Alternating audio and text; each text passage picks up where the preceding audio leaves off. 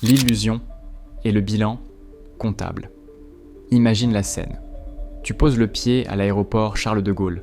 Dans ta tête, la France ressemble exactement au film. Des cafés baignés de soleil à chaque coin de rue, des vitrines Louis Vuitton à perte de vue, des déjeuners interminables, des semaines de travail écourtées, un art de vivre qui fait passer le capitalisme américain pour un camp pénitentiaire. Tu penses arriver dans une superpuissance riche et stable, mais ce n'est pas le cas.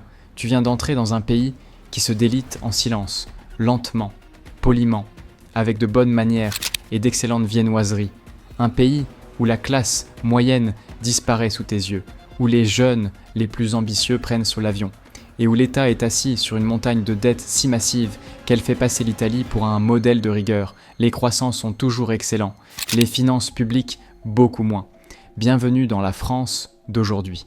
Voici pourquoi elle est bien plus pauvre qu'elle ne le laisse croire. L'écrasement des salaires. Commençons par les revenus, ou plutôt par ce que les économistes appellent la smicardisation. Imagine que tu sois un jeune actif. Tu as tout fait correctement. Des années d'études sélectives, un master, un bon niveau d'anglais. Tu décroches un poste correct dans une ville comme Lyon ou Bordeaux. Tu ouvres ta fiche de paie. Salaire net, environ 1 940 € par mois. C'est le salaire médian net en France en 2024. Autrement dit, la moitié du pays gagne moins que ça. Maintenant, compare avec quelqu'un qui occupe un emploi peu qualifié. Caissier, agent d'entretien, serveur débutant. Lui est au SMIC. Net, environ 1 400 € par mois. L'écart entre le milieu de gamme et le salaire minimum est de 500 € à peine. Aux États-Unis, la différence entre le salaire minimum et le revenu médian est énorme. En France, elle est presque symbolique. Depuis 20 ans, la structure des salaires a été aplatie comme une crêpe. Pourquoi ? Parce que le coût du travail est exorbitant. Les charges rendent toute augmentation quasiment impossible. Résultat, quand l'État revalorise le SMIC pour suivre l'inflation, ce qu'il fait souvent, le plancher monte, mais le plafond reste bloqué. Le plancher finit par manger toute la pièce. Aujourd'hui, plus de 17% des salariés sont payés au SMIC. Des millions d'autres gagnent à peine plus. Psychologiquement, c'est destructeur. 5 années d'études, du stress, des responsabilités, parfois du management, pour finir avec un salaire à peine supérieur à celui de quelqu'un qui remplit des rayons. Pourquoi se dépasser ? Pourquoi innover ? Ce n'est plus seulement une question économique, c'est une crise de motivation collective. Un pays où l'effort n'est plus récompensé devient une économie du lot de consolation, où le prix à gagner consiste simplement à payer son loyer. Justement, parlons du loyer. 2. Paris. Une équation impossible. Tu pourrais penser que 1 900 € suffisent parce que la santé est gratuite, puis tu découvres l'immobilier. À Paris, un studio correct, pas un palace, juste une boîte où tu peux toucher le frigo depuis ton lit. Coûte entre 1 200 et 1 500 € par mois. Fais le calcul.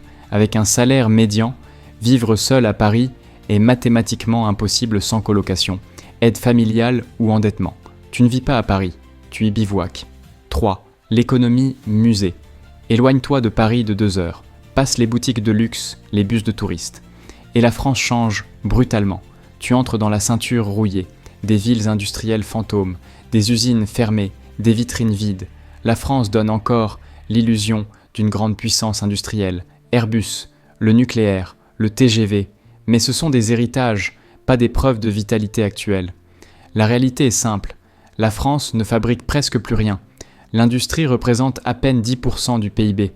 L'Allemagne est presque au double, l'Italie fait mieux. Même la Pologne est passée devant.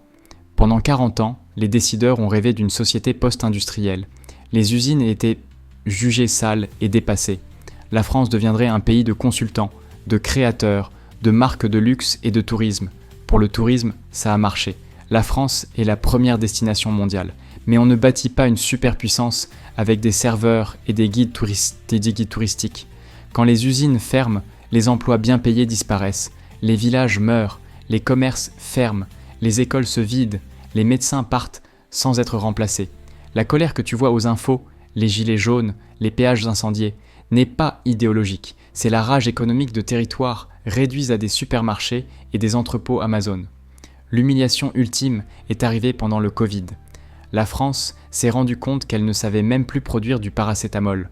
Le pays de Pasteur a dû importer des antidouleurs depuis l'Inde et la Chine. Voilà ce que signifie oublier comment produire. 4. La bombe des 3000 milliards d'euros. En 2024, la dette publique française a atteint 113% du PIB. Les règles européennes fixent la limite à 60%. La France n'a pas vu ce niveau depuis l'époque du modem 56K. Voici le chiffre le plus inquiétant. La France n'a pas voté un budget équilibré depuis 1974, 50 ans, tous les gouvernements, toutes les couleurs politiques, toujours plus de dépenses que de recettes. Où va l'argent ? Pas dans les infrastructures. Les ponts s'effondrent, pas dans l'armée. L'OTAN compense. Il va dans la protection sociale. 32 à 34% du PIB y sont consacrés. Un record mondial. Plus que la Suède, plus que le Danemark. C'est un État-providence. Rolls-Royce avec une économie de scooters.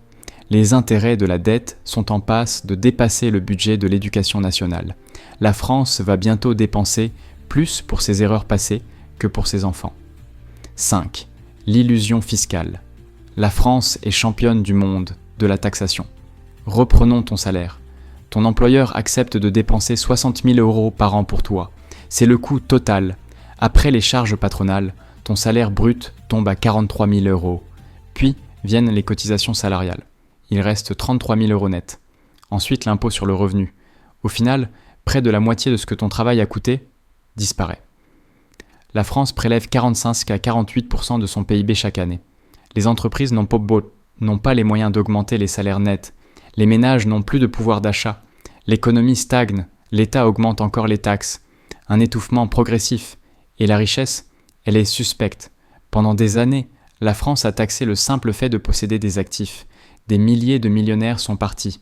Le message est resté. Réussir est moralement douteux. 6. Un système de retraite intenable. En 2023, le pays a explosé pour 2 années de travail supplémentaire. Mais la vérité était brutale. Le système de retraite est une pyramide démographique. Les actifs d'aujourd'hui pètent les retraités d'aujourd'hui. Cela fonctionne quand 4 travailleurs financent un retraité. Aujourd'hui, c'est 1,7 pour 1 et ça baisse. La population vieillit. Les retraités vivent plus longtemps. Les jeunes sont moins nombreux et moins bien payés. Les chiffres ne tiennent pas. Réduire les pensions ? Impossible politiquement. Augmenter l'âge de départ ? Explosion sociale. Résultat. Le système saigne et les jeunes paient pour des droits qu'ils n'auront probablement jamais.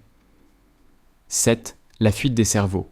Entre dans une grande entreprise tech à Londres, Zurich ou Montréal. Regarde les noms. La France forme des élites, puis les perd. Restez, 45 000 €, forte fiscalité, petit logement, promotion lente. Partir, 150 000 €, moins d'impôts, de l'espace, des responsabilités immédiates. Entre 2,5 et 3 millions de Français vivent à l'étranger, et ce sont souvent les plus ambitieux. La France finance leur formation, d'autres pays encaissent les bénéfices. 8. L'effondrement des services publics. Le contrat était simple. Impôts élevés, services de qualité. Il est rompu. Urgences saturées. Déserts médicaux. Écoles en difficulté. Enseignants démoralisés.